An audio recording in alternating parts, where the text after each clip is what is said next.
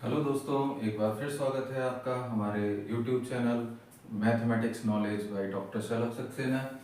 हम पिछले वीडियोस में दो तरीके के वीडियोस बना रहे हैं। एक तो हम पीजीटी प्रीवियस ईयर्स के क्वेश्चंस के वीडियोस हैं, जिसमें आप पीजीटी प्रीवियस ईयर्स के क्वेश्चंस का जो प्रैक्टिस सेट है वो आप कर सकते हैं, और अच्छे से अच्छे जो टॉपिक हैं जिन पे जनरली हम लोग जिनकी प्रैक्टिस नहीं कर पाते हैं, हम सारे जैसे कोऑर्डिनेट ज्योमेट्री है और ट्रिग्नोमेट्री है, कॉम्प्लेक्स एनालिसिस है, कैलकुलस है, इन सारे के सारे क्वेश्चंस के टॉपिक्स के जो क्वेश्चंस हैं वो हमने अपने YouTube चैनल पे डाल रखे हैं, जिसको आप देखकर और अच्छे से उनकी प्रैक्टिस कर सकते हैं।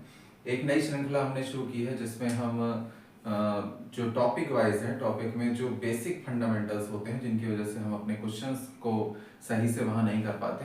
जनरली आपने देखा होगा कि आपने जब पुराने एग्जाम दिए हैं तो उन एग्जाम्स में जब आप घर आके देखते हैं तो 2 से 4 क्वेश्चन आपके वो गलत हो जाते हैं जो आपको आते हुए होते हैं, और आपके कॉन्फिडेंस जो होता है जिसकी वजह से उसको ओवर कॉन्फिडेंस भी कह सकते हैं, तो जिसकी वजह से वो क्वेश्चन आपके गलत हो जाते हैं। तो हमारा जो बेसिक उद्देश्य है वो ये है कि उन क्वेश्चंस को हम गलत होने से रोकें। बाकी जो सही आप करते हैं वो तो आप करते ही हैं, लेकिन वो जो क्वेश्चन आपके 2 से 4 गलत हो जाते हैं, जो आयोग की जो आंसर शीट आती है, आंसर की आती है, उसमें जब आप चेक करते हैं तो उसमें आपके गलत निकलते हैं। तो वो क्वेश्चन सही कैसे हों, इसकी मेन वजह होती है बेसिक फंडामेंटल, उस टॉपिक से रिलेटेड जो बेसिक फंडामेंटल होता है जिसकी वजह से आप वो उन क्वेश्चंस को सही नहीं कर पाते हैं। तो हमारी यही कोशिश है, और अब पिछले वीडियोस में जो हम पहला टॉपिक लेके चले हैं वो है क्वाड्रेटिक इक्वेशन। क्वाड्रेटिक इक्वेशन बहुत ही आसान होती है, जिसमें पिछले ऑलरेडी हमने 2 वीडियो बनाए हैं।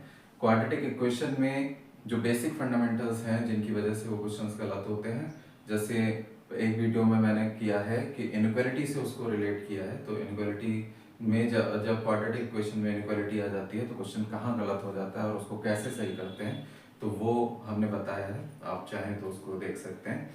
दूसरे वीडियो में हमने उसको मॉडुलस से रिलेट किया है कि क्वाड्रेटिक इक्वेशन में अगर बाई चांस मॉडुलस आ जाता है तो क्या सी कंडीशंस बन जाती हैं जिन कंडीशंस की वजह से वो क्वेश्चन सही नहीं हो पाते। तो आप लोग वो भी वीडियो देखें। और आज हम कुछ और नया आपके लिए लेके आए हैं, जिसमें हम लोग कोशिश करेंगे कि ज़्यादा से ज़्यादा बेसिक फंडामेंटल आपका क्लियर हो, जिसकी वजह से वो छोटे छोटे से जो क्वेश्चंस हैं वो गलत ना हो पाए। क्योंकि जो टफ टॉपिक्स होते हैं उन टॉपिक्स में हम एक्स्ट्रा ध्यान देते हैं, लेकिन जो quadratic equation type simple topics होते हैं उनमें हम इतना ध्यान नहीं देते। हमें ऐसा लगता है कि जैसे ये क्वेश्चंस तो हम कर ही सकते हैं, तो वो क्वेश्चन जो हम कर सकते हैं उनको और अच्छे से कैसे कर सकते हैं, इसके लिए हम लोगों की छोटी सी एक कोशिश है। आपको अच्छा लगे तो हमारे चैनल को जरूर सब्सक्राइब करें। देखिए शुरू करते हैं। सपोज हमारे पास कोई एक क्वेश्चन है, x square plus y square is equal to 0। X square plus y square is equal to 0। इसमें x equal to 0 and y is equal to 0। अब आप ध्यान से देखें, जब x 0 होगा और y 0 होगा तभी दोनों का सम 0 होगा।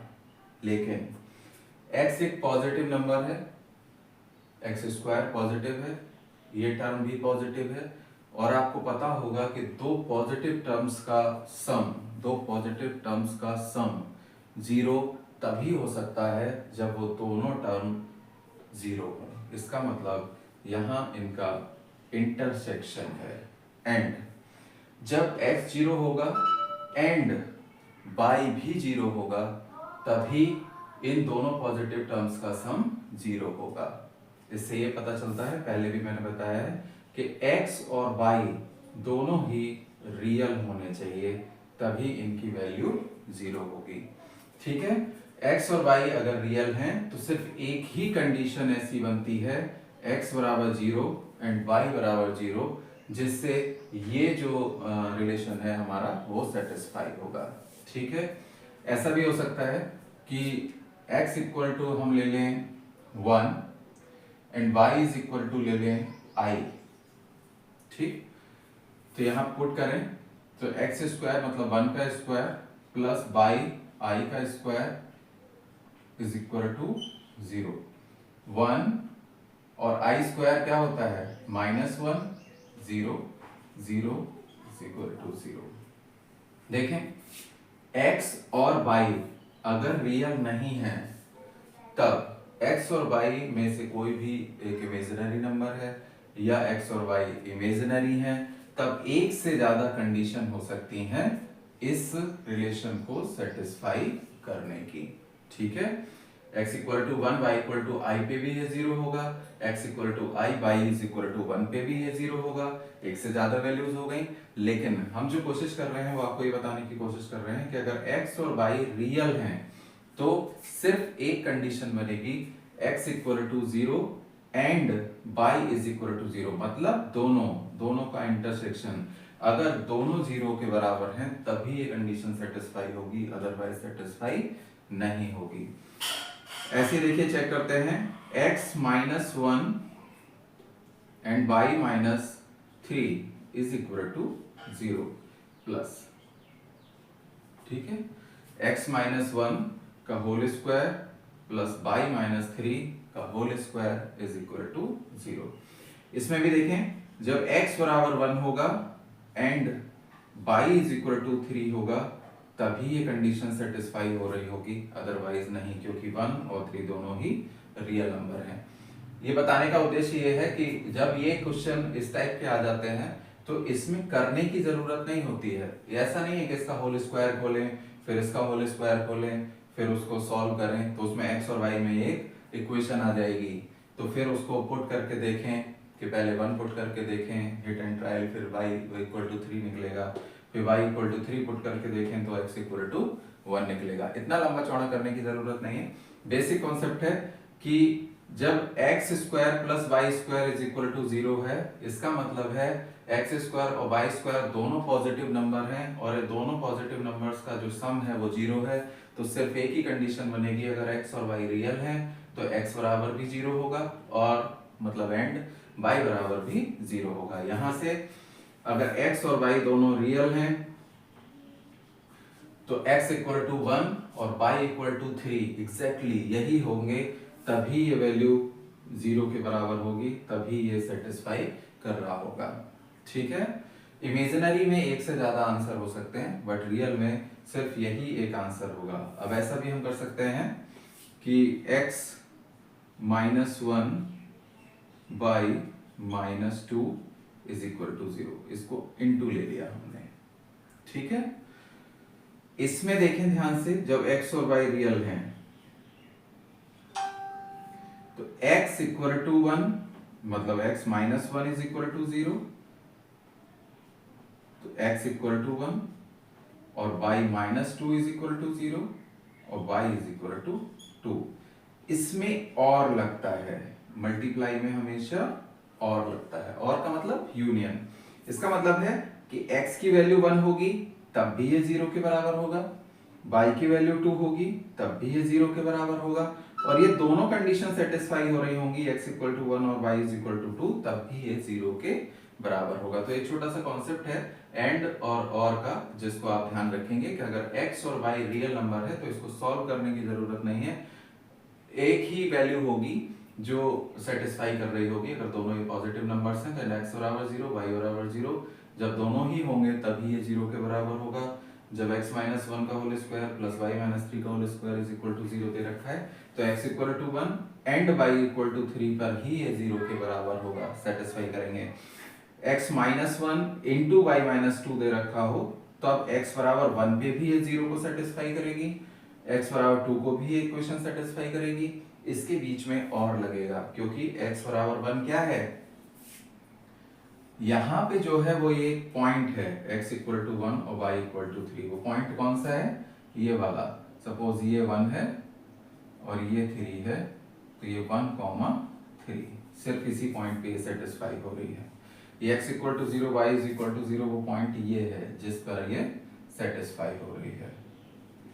तो ये बात, एक बात हमें पता चली कि अगर एंड दे रखा है, अगर एंड है प्लस लगा हुआ है बीच में, और अगर ये एंड है मतलब इंटरसेक्शन है तो हमेशा वो एक पॉइंट को रिप्रेजेंट करता है, और अगर और लगा हुआ है देन फिर ये एक लाइन को रिप्रेजेंट करता है।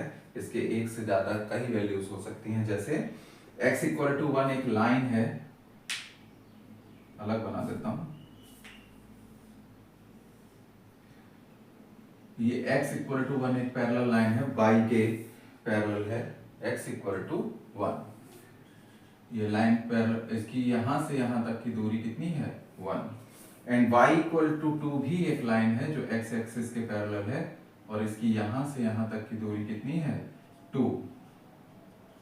ठीक है, तो ये जो पॉइंट है x equal to 1 y equal to 2 वो इन दोनों लाइनों पे है, ये तो सेटिस्फाई कर ही रहा होगा, लेकिन x इक्वल टू 1 इस लाइन पे जितनी भी x की y की वैल्यूज होंगी उन सब पे भी ये सेटिस्फाई कर रहा होगा। मतलब अगर x इक्वल टू 1 अकेला दे रखा है तब भी ये 0 के बराबर होगा, क्योंकि ये 0 इंटू ये नॉन जीरो, तो ये 0 हो जाएगा। अगर y इक्वल टू 2 अकेला दे रखा है 0 के बराबर, तब भी ये 0 के बराबर होगा, ऐसा यहाँ नहीं है। तो इस कॉन्सेप्ट का थोड़ा सा ध्यान रखें। तो ये तो हो गई एक से ज्यादा वेरिएबल्स की बात। जब x और y दोनों रियल हों तब x square plus y square is equal to 0 होगा, इसकी एक सिंगल वैल्यू होगी x equal to 0 and y is equal to 0। ठीक है, जब x और y रियल होंगे तो x minus 1 is equal to भी 0 होगा, अगर मल्टीप्लाई लगा है तो मतलब x इक्वल टू 1 और y is equal to 2। x equal to 1 पे भी ये 0 होगा, y इक्वल टू 2 पे भी 0 होगा। अब जो क्वेश्चन आते हैं वो कैसे आते हैं, सपोज ये तो दो वेरिएबल थे, सिंगल वेरिएबल में अगर कोई क्वेश्चन आ जाए जैसे x माइनस 1 का whole square plus x minus 2 का whole square plus x minus 3 का whole square plus x minus 4 का whole square is equal to 0, तब x की वैल्यू क्या होगी। आगे भी हो सकता है plus x minus 5, x minus 6, x minus 7। ये कॉन्सेप्ट बताने के पीछे मकसद क्या है वो देखें। अब एक तरीका तो ये है कि जब हमने इस कॉन्सेप्ट को ही नहीं पढ़ा है तो हम क्या करेंगे कि इनके होल स्क्वायर खोल लेंगे, होल स्क्वायर खोलने के बाद इस इक्वेशन को सॉल्व करेंगे, इक्वेशन को सॉल्व करने के बाद फिर जो आंसर आएगा वो आंसर हम उसमें होगा 100% उन चारों ऑप्शंस में से होगा, और उसको हम टिक कर देंगे और 110% वो क्वेश्चन गलत हो जाएगा। क्यों? देखिए x माइनस 1 का होल स्क्वायर ये एक पॉजिटिव नंबर है, और पॉजिटिव नंबर 0 के बराबर तभी होता है जब x माइनस 1 बराबर 0 हो। इसका मतलब है हम ये मान रहे हैं कि x जो है वो रियल नंबर है, ठीक है, या x इक्वल टू 1 हो। जब x इक्वल टू 1 होगा तभी ये टर्म 0 होगी, अदरवाइज ये टर्म 0 नहीं होगी। और इन सब का सम 0 के बराबर है, इसका मतलब है ये भी 0 है, ये भी 0 है, ये भी 0 है, सब 0 है। x minus 2 is equal to 0 या फिर x equal to 2, x minus 3 is equal to 0 या फिर x equal to 3, x minus 4 is equal to 0 या फिर x इक्वल टू 4। ठीक है, अब देखिए ये एक ही वेरिएबल है और पूरी एक ही इक्वेशन है। जब x इक्वल टू 1 होगा तब x इक्वल टू 2 नहीं होगा, जब x इक्वल टू 2 होगा तब ये टर्म 0 होगी तो ये टर्म 0 नहीं होगी, जब x इक्वल टू 3 होगा तब ये टर्म 0 होगी, ये वाली टर्म 0 नहीं होगी, जब x इक्वल टू 4 होगा तो ये टर्म 0 होगी, ये वाली टर्म 0 नहीं होगी। अब बहुत ध्यान से देखें कि x इक्वल टू 1, 2, 3, 4 इनमें से चारों ही होने चाहिए, जो संभव नहीं है, इसका मतलब इनके बीच में लगा एंड। x इक्वल टू 1 भी x इक्वल टू 1 हो एंड x इक्वल टू 2 हो एंड x इक्वल टू 3 हो एंड x इक्वल टू 4 हो, तब ये 0 के बराबर होंगी, लेकिन ऐसा संभव नहीं है।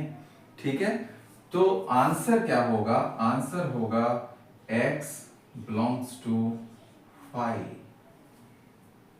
बहुत ध्यान से देखें, आंसर होगा उसमें एक ऑप्शन ये भी दे रखा होगा x बिलोंग्स टू 5, उसमें आंसर ये भी दे रखे होंगे, और जो सॉल्व आप करोगे उससे जो आएंगे वो भी दे रखे होंगे, और एक ये भी दे रखा होगा x बिलोंग्स टू 5। मतलब x की ऐसी कोई वैल्यू यहाँ पे नहीं है जो पर्टिकुलर एक वैल्यू रख दें और ये 0 बराबर 0 हो जाए।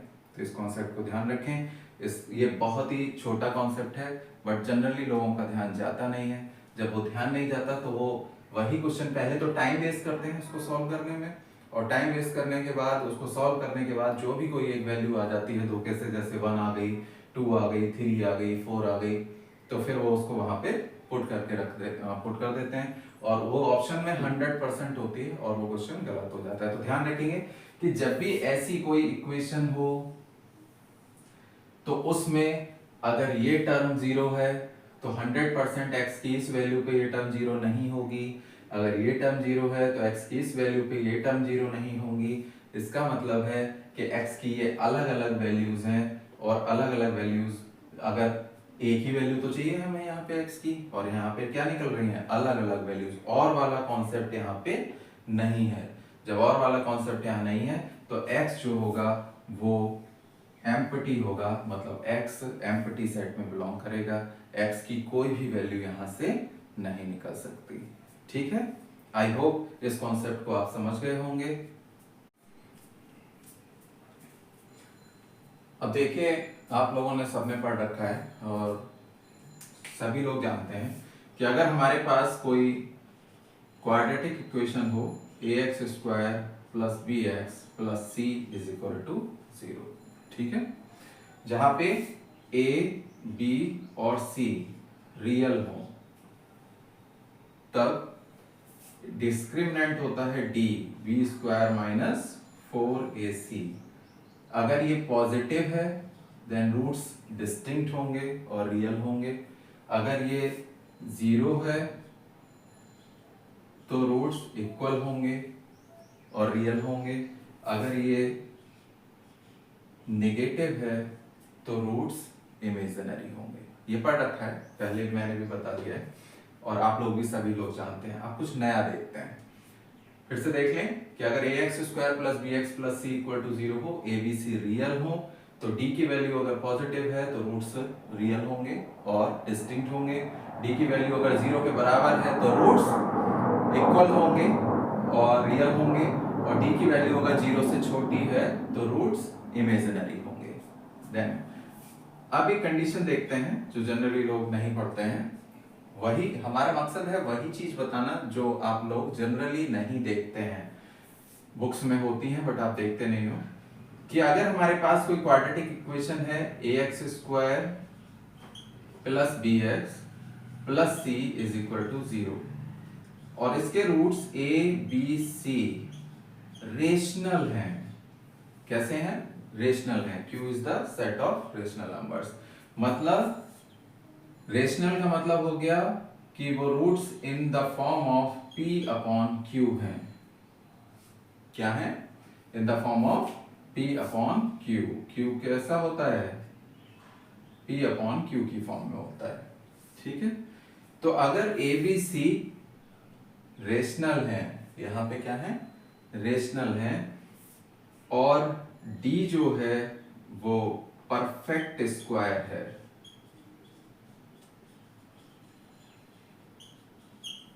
कंडीशन क्या है? d जो है वो perfect square of rational numbers.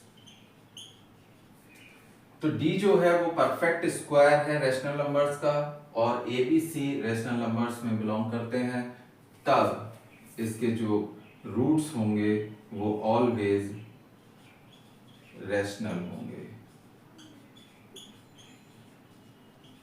ये कंडीशन बहुत ही कम लोग ध्यान रख पाते हैं, तो इनका विशेष ध्यान रखें कि अगर हमारे पास कोई क्वाड्रेटिक इक्वेशन है ax² + bx + c = 0, और a b c rational numbers हैं, और d जो है परफेक्ट स्क्वायर है रेशनल नंबर्स का, तो रूट्स जो होते हैं वो रेशनल होते हैं।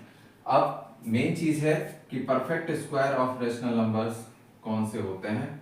Perfect square of rational numbers हो सकते हैं, जैसे हमारे पास है 4/25, तो ये क्या है? √4/25 का स्क्वायर, मतलब 2/5 रेशनल नंबर्स का स्क्वायर है। हमारे पास अगर कहीं लिखा है सिंपल 4, तो ये हो गया √4 का स्क्वायर, और ये भी हो गया 2। ये भी रेशनल नंबर है, क्योंकि इंटीजर्स जितने होते हैं वो सारे के सारे रेशनल नंबर होते हैं। इनके अपॉन में 1 हम मान लेते हैं, 1 होता है तब भी और नहीं होता है तब भी।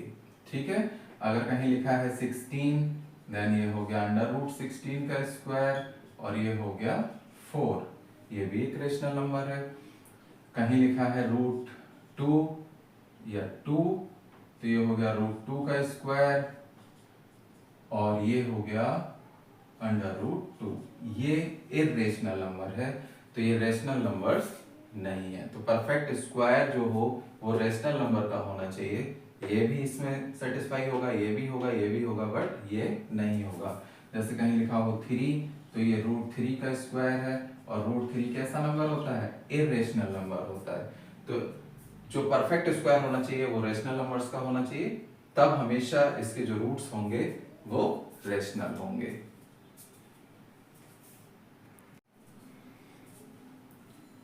अब जो डी है, मान लिया कि ये जो perfect square of rational number नहीं है।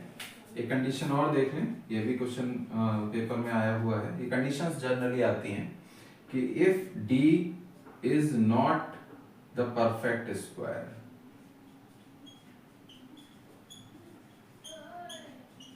ऑफ रेशनल नंबर्स, ठीक है, लेकिन ए बी सी तीनों रेशनल नंबर्स ही हों। अगर A B C rational number है और डी परफेक्ट स्क्वायर नहीं है, तब जो रूट्स होते हैं वो इर्रेशनल होते हैं। क्यों? इरेशनल का मतलब होता है कि रूट्स जो होंगे वो a प्लस √b की फॉर्म में होंगे या a माइनस √b की फॉर्म में होंगे। ठीक है, क्यों? क्योंकि जब हम रूट्स निकालते हैं वो तो रूट्स इक्वल टू क्या निकालते हैं? -b plus minus √b² minus 4ac upon 2a, मतलब -b plus minus √d upon 2a। अब ध्यान से देखें, जब d परफेक्ट स्क्वायर है तब तो ये खत्म हो गया और ये रूट्स कैसे हो गए? रेशनल, p अपॉन q की फॉर्म में आ गए। जब d परफेक्ट स्क्वायर नहीं है तब ये रूट रहा, जब रूट रहा तो ये फॉर्म कैसी हो गई? a प्लस √b जैसी, a माइनस √b जैसी। तो ये कैसे नंबर्स हो गए? इरेशनल। तो दोनों कंडीशंस हमें ध्यान रखनी है कि अगर हमारे पास ax² plus bx plus c is equal to 0 कोई भी क्वाड्रेटिक इक्वेशन है और उसमें a b c rational numbers हैं में बिलोंग करते हैं और d जो है वो perfect square of rational numbers है, तो रूट्स हमेशा रेशनल होते हैं। अगर d परफेक्ट स्क्वायर नहीं है रेशनल नंबर्स का और a b c rational numbers के सेट में बिलोंग करते हैं, रियल नहीं है, रेशनल है, बिलोंग करते हैं, तब रूट्स हमेशा इरेशनल होते हैं। आई होप आपको समझ में आ गया होगा।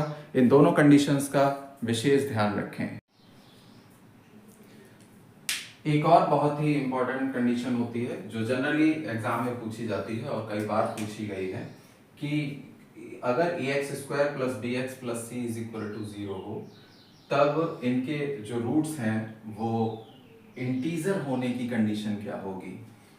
तो उसके लिए हमें क्या है कि अगर हमारे पास ax² plus bx plus c quadratic equation है और a इसमें a इज इक्वल टू हो 1 और b एंड c इंटीजर हो और d जो हो वो एक परफेक्ट स्क्वायर हो,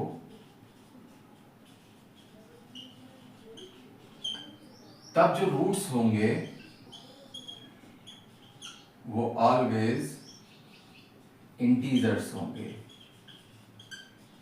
ठीक है, ये बहुत ही इंपॉर्टेंट कंडीशन है। ये कंडीशन कई बार एग्जाम में पूछी गई है और जनरली आप लोगों की निगाह में नहीं आती है। हमारा मकसद ये है आपको वो चीजें बताना जो आपकी निगाह में जनरली नहीं आती हैं, कि अगर a इज इक्वल टू 1 हो और b और c इंटीजर के सेट में बिलोंग करते हो और d परफेक्ट स्क्वायर हो, तब रूट्स जो होते हैं वो इंटीजर्स होते हैं। इसका मतलब है कि रूट्स जो होंगे वो -4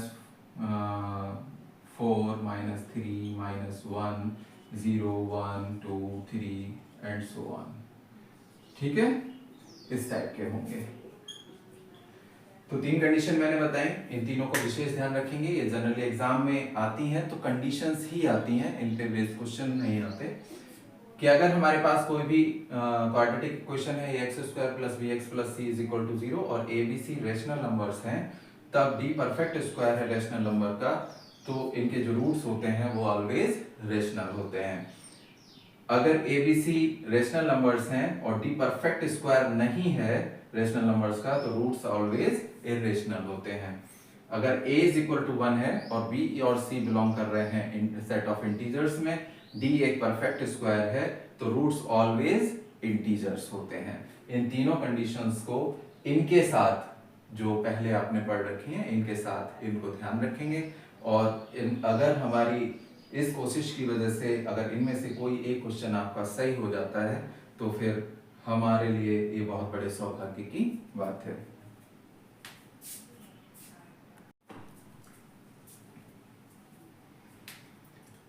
चलिए एक और कॉन्सेप्ट देखते हैं छोटा सा, कि सपोज हमारे पास है कोई क्वेश्चन है x² + 3 = x² + 3। हम जितनी भी चीजें बता रहे हैं बहुत ही कॉन्सेप्चुअल चीजें हैं। x² + 3 = x² + 3। इसमें दोनों तरफ सेम है, जितना इधर है उतना ही इधर है, x का कोफिशिएंट जितना इधर है उतना ही इधर है, x की पावर जितनी इधर है लेफ्ट साइड में है उतनी राइट साइड में है।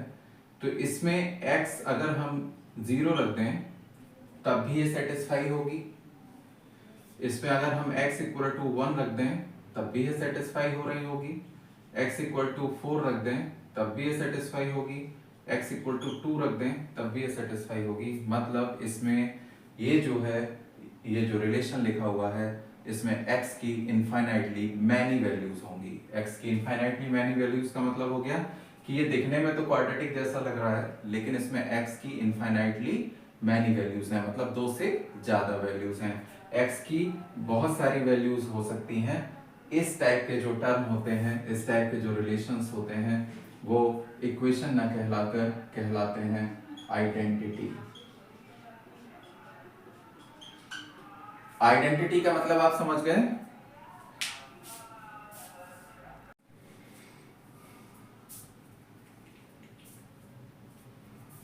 ठीक है, जब x² + 3 = x² + 3 मैंने लिया, जिसकी दोनों तरफ सेम x के जो कोफिशिएंट हो वो सेम हो, जो x की पावर्स हो वो सेम हो, तो फिर वो इक्वेशन ना कहलाकर कहलाती है आइडेंटिटी। और हमेशा किसी भी क्वाड्रेटिक इक्वेशन के, किसी भी क्यूबिक इक्वेशन के, अगर क्वाड्रेटिक इक्वेशन है और उसके 2 से ज्यादा रूट्स हैं तो फिर वो इक्वेशन ना होकर आइडेंटिटी बन जाती है। ठीक है, जैसे इसको एक तरफ ले लें, x² + 3 - x² - 3 = 0, या x² - x² + 3 - 3 = 0। इसका मतलब है x² 0 + 0 = 3। अगर दोनों तरफ ना होकर ये एक ही तरफ हो, लेफ्ट हैंड साइड में ही सारे x² हो और सारे कांस्टेंट हो, बराबर में 0 दे रखा हो, तो हमेशा x² का जो कोफिशिएंट होगा वो 0 के बराबर होगा, x का जो कोफिशिएंट होगा वो भी 0 के बराबर होगा, जो कांस्टेंट होगा वो भी 0 के बराबर होगा, सब 0 के बराबर होंगे। जैसे सपोज हमारे पास है ax² + bx + c = 0। बहुत ध्यान से समझें इस कॉन्सेप्ट को, कि अगर ये क्वाड्रेटिक इक्वेशन ना होकर एक आइडेंटिटी है, आइडेंटिटी है का मतलब है कि अगर क्वेश्चन में ये कहा जाता है कि ax² + bx + c = 0 के 2 से ज्यादा रूट हैं, 2 से ज्यादा रूट हैं, तो फिर कंफर्म हो गया कि ये एक आइडेंटिटी होगी। 2 से ज्यादा रूट हैं तो इनफाइनाइटली मैनी इसके सॉल्यूशंस हो सकते होंगे। तो हमेशा जो x² का कोफिशिएंट है वो ऑलवेज 0 होगा, x का कोफिशिएंट ऑलवेज 0 होगा, कांस्टेंट ऑलवेज 0 होगा। तो a = भी 0 होगा, b = भी 0 होगा और c = भी 0 होगा। अगर ये लेफ्ट हैंड साइड में ही ना होकर दोनों तरफ हो, suppose a1x² + b1x + c1 = a2x² plus b2x plus c2, अगर ये एक आइडेंटिटी है, अगर ये एक आइडेंटिटी है का मतलब है कि ये क्वाड्रेटिक इक्वेशन ना होकर इसके एक से ज्यादा, दो से ज्यादा रूट्स अगर वेरी कर रहे हैं, दो से ज्यादा रूट्स हैं। क्वेश्चन में ये दिया जाता है कि ये जो दे रखा है relations ax² plus bx plus c is equal to 0 की फॉर्म का है और इसके दो से ज्यादा रूट हैं, तो बहुत सारे लोग तो ये कंफ्यूज हो जाते हैं कि अगर क्वाड्रेटिक इक्वेशन है तो दो से ज्यादा रूट्स हो ही नहीं सकते, और बहुत सारे लोग उसको मिसप्रिंट या कुछ गलत समझ के उसको छोड़ देते हैं, बट ऐसा नहीं है। मैथमेटिक्स में सब कुछ है, बस आपने उस पर ध्यान दिया हो कि अगर ax² plus bx plus c is equal to 0 type की कोई इक्वेशन दे रखी है और वो क्वेश्चन में या कंडीशन उसमें दे रखी है कि इसके दो से ज्यादा रूट्स हैं, तो फिर वो गलत नहीं है, वो इक्वेशन ना होकर आइडेंटिटी है, और आइडेंटिटी के इनफाइनाइटली मैनी सॉल्यूशंस हो सकते हैं। तो यहाँ पे x² का जो कोफिशिएंट होगा वो ऑलवेज बराबर होगा, x का जो कोफिशिएंट होगा वो ऑलवेज बराबर होगा, और कांस्टेंट जो होंगे वो भी ऑलवेज बराबर होंगे। ये डिफरेंस होता है आइडेंटिटी और इक्वेशंस में। आइडेंटिटी में जो जितने ऑर्डर की वो इक्वेशन दे रखी होती है उससे ज्यादा रूट्स हो सकते हैं, इक्वेशन में जितने ऑर्डर की वो इक्वेशन होती है सिर्फ उतने ही रूट्स होते हैं। ये क्वाड्रेटिक इक्वेशन है, अगर ये इक्वेशन होती तो इसके सिर्फ और सिर्फ दो ही रूट होंगे, और अगर यहाँ क्यूबिक होता तो उसके तीन ही रूट होते। लेकिन अगर क्वाड्रेटिक इक्वेशन की फॉर्म में अगर कोई आइडेंटिटी दे रखी है तो फिर उसके दो से ज्यादा भी रूट्स हो सकते हैं, उसके इनफाइनाइटली मैनी रूट्स हो सकते हैं। तो कभी भी ये कंफ्यूज ना हो कि फॉर्म तो ये है क्वाड्रेटिक वाली, और क्वेश्चन में दे रखा है कि उसके 4 रूट्स हैं, 3 रूट्स हैं, 5 रूट्स हैं, 10 रूट्स हैं, तो फिर ये संभव नहीं है। ऐसा नहीं है, संभव है अगर वो आइडेंटिटी है तब ये संभव है। ठीक है, इसका विशेष ध्यान रखेंगे। तो इसमें भी ध्यान रखेंगे कि यहाँ पे a1 is equal to a2 and b1 is equal to b2 and c1 is equal to c2 होगा, तीनों एंड के साथ होंगे। इसका मतलब a1 बराबर a2 होगा और b1 बराबर b2 होगा और c1 बराबर c2 होगा, तीनों कंडीशन होनी चाहिए। ऐसे यहाँ है a is equal to 0 and b is equal to 0 and c is equal to 0 होगा। ऐसा नहीं है कि कोई a इज इक्वल टू 0 हो जाए और b और c 0 ना हो, या b इज इक्वल टू 0 हो जाए a और c 0 ना हो। ठीक है, तो जब ये आइडेंटिटी है देन x² का कोफिशिएंट भी 0 होना चाहिए, x का कोफिशिएंट भी 0 होना चाहिए और कांस्टेंट टर्म भी 0 होनी चाहिए, तब ये सेटिस्फाई इसको करेगी। तो विशेष ध्यान रखेंगे। देखिए ये कॉन्सेप्ट मैंने बताया क्यों है आपको आइडेंटिटी का। एक देखते हैं कि क्वेश्चन आया हुआ है, पीजीटी में ही आया था कि सपोज हमारे पास है p² माइनस 1 x², ठीक है, p plus 1 x, p² minus 1 is equal to 0, quadratic है। This equation has 3 roots, then find the value of p। बहुत ध्यान से देखें कि जैसे बहुत सारे लोग जो होते हैं जिनका ज्ञान थोड़ा अधूरा होता है वो तुरंत इसको गलत साबित कर देंगे कि ये क्वेश्चन गलत है, क्योंकि ये क्वाड्रेटिक इक्वेशन नजर आ रही है हमें। क्वाड्रेटिक इक्वेशन के दो से ज्यादा रूट्स नहीं होते हैं। ये कॉन्सेप्ट बताने के पीछे मकसद हमारा ये है कि क्वाड्रेटिक इक्वेशन ना होकर ये कंफर्म है कि अगर इसके दो से ज्यादा रूट्स हैं तो फिर ये आइडेंटिटी है, और अगर ये आइडेंटिटी है देन x² का जो कोफिशिएंट होगा वो 0 के बराबर होगा, p² minus 1 is equal to 0, इसका मतलब p is equal to plus minus 1। ठीक है, p² इक्वल टू 1 और p is equal to plus minus 1। ऐसे यहां से and p plus 1 is equal to 0, तो p is equal to minus 1 and p² minus 1 is equal to 0, तो p is equal to plus minus 1। अब एक और बहुत ही इंपॉर्टेंट बात ध्यान रखने की, हम आंसर कौन सा देंगे, p की वैल्यू कौन सी देंगे। p की वैल्यू तो हमारे पास +-1 -1 +-1 आ गई। तो जो कॉन्सेप्ट अभी मैंने आपको एंड वाला बताया है, इसका मतलब है कि जो यहां होगा उसी के साथ यहां भी होना चाहिए, उसी के साथ यहां भी होना चाहिए, तभी ये सेटिस्फाई होगी, अदरवाइज नहीं होगी। तो इनका हम क्या ले लेंगे, इंटरसेक्शन। इनका इंटरसेक्शन क्या आया, p = -1। सो इकलौता एक answer p = -1 is the correct answer for this question. तो ध्यान रखेंगे कि अगर इस टाइप का कोई भी क्वेश्चन आया हुआ होगा, देखिए कितना सिंपल है कॉन्सेप्ट, अगर आपको पता है तो बहुत आसान है। p = 1 जो लगा देंगे वो भी गलत है, p = -1 जो लगाएंगे सिर्फ वही सही है, जो ये लिख देंगे कि नन ऑफ दीज वो भी गलत है। इसका मतलब है 3 ऑप्शन तो उसमें गलत है ही, और हम जनरली क्या करते हैं, उन्हीं 3 ऑप्शन में से कोई एक लगा के आते हैं और घर पे ये कहते हुए आते हैं कि वो क्वेश्चन ही गलत था, उसके मार्क्स तो हमें मिलने चाहिए। बट ऐसा नहीं होता है। आप लोग बहुत बड़ा एग्जाम देने जा रहे हैं, तो बहुत ध्यान से इसको देख लें कि ये क्वाड्रेटिक इक्वेशन ना होकर एक आइडेंटिटी है। अगर इसके 2 से ज्यादा रूट्स हैं तो फिर ये आइडेंटिटी है। आइडेंटिटी है तो p की वैल्यू जो होगी वो होगी -1। ठीक है।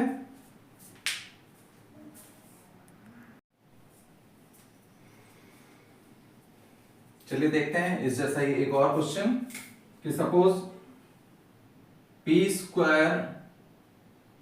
-1 x² + p + 1 x + p² -3 = 0 हो। इसके भी अगर 3 रूट्स हों, then find the value of p।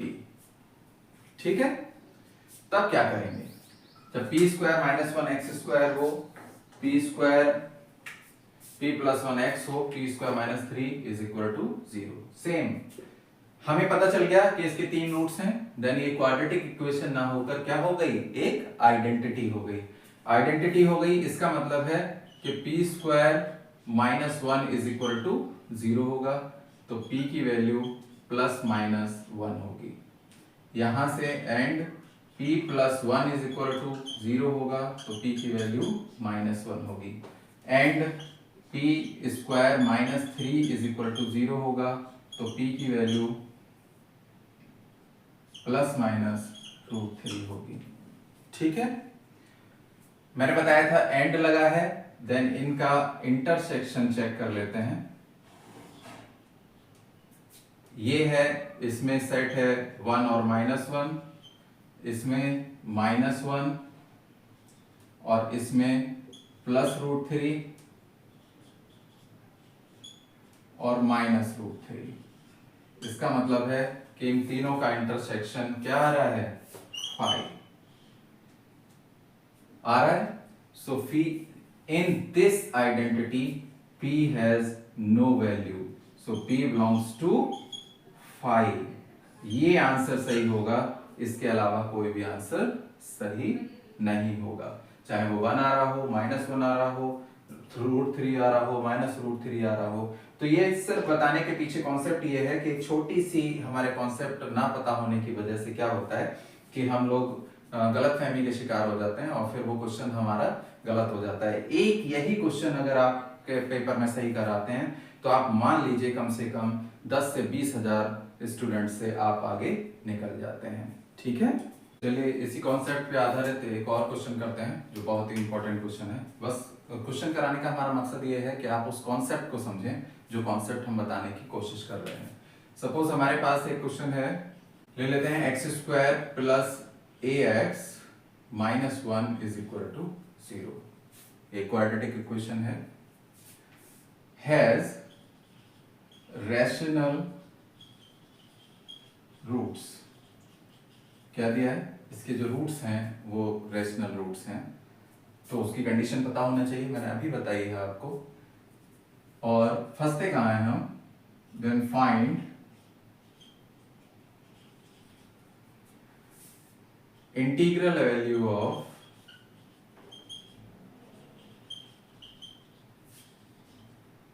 a, where a belongs to -3 to 3। ठीक है, एक क्लोज इंटरवल दे रखा है, ए की वैल्यू जो है -3 से 3 के बीच में है। थोड़ा और टफ कर लेते हैं इसको। वैल्यू जो निकालें, तो वैल्यू तो कोई भी यहाँ पुट करके रख लेता है, इनके बीच की वैल्यू यहाँ पुट करके रख लें तो आंसर आ जाएगा नंबर ऑफ, अब समझे ध्यान से, find the number of integral value. हम सरल क्वेश्चन कराने के हमारा मकसद नहीं है, हमारा मकसद है जो कॉन्सेप्ट हमने बताया है, जो हमने बेसिक फंडामेंटल बताया है, वो फंडामेंटल क्लियर हो आपका, वो कॉन्सेप्ट क्लियर हो, जिस कॉन्सेप्ट की वजह से इस टाइप के जो भी क्वेश्चन आए वो आप कर पाए। बहुत ध्यान से देखें। Suppose we have a quadratic equation x² + ax - 1 = 0। इसके जो रूट्स हैं वो रेशनल रूट्स हैं। Then find the number of integral value of a, number of integral value of a की कितनी वैल्यूज हैं, ए की कितनी वैल्यू इस इंटरवल के बीच में आएंगी, ये निकालना है। ठीक है, देखें हमारे पास है x² + ax - 1 = 0। रेशनल रूट्स हैं, देन d की वैल्यू, d कैसा होना चाहिए, परफेक्ट स्क्वायर। वीडियो के शुरू में ही बताया था कि d जो होना चाहिए वो एक परफेक्ट स्क्वायर होना चाहिए अगर इसके रेशनल रूट्स हैं तब। तो a = यहाँ पे 1 है, b = a है, c = -1 है, तो d = b² मतलब a² - 4ac 1 × 1 a² + 4। ठीक है, d क्या आ गया, a² + 4। जब d की वैल्यू a² + 4 है, देन a की भी नंबर ऑफ वैल्यूज बतानी है इस इंटरवल में। तो d क्या होना चाहिए यहाँ पे, परफेक्ट स्क्वायर। परफेक्ट स्क्वायर होने के लिए अब हमने ये इंटरवल देख लिया, इसमें क्या वैल्यूज होंगी, इंटीग्रल वैल्यू पूछी है तो -3, -2, -1, 0, 1, 2 और 3। सबसे पहले a = 0 रख दें, तो d कितना आया, 4। 4 क्या है, एक परफेक्ट स्क्वायर है।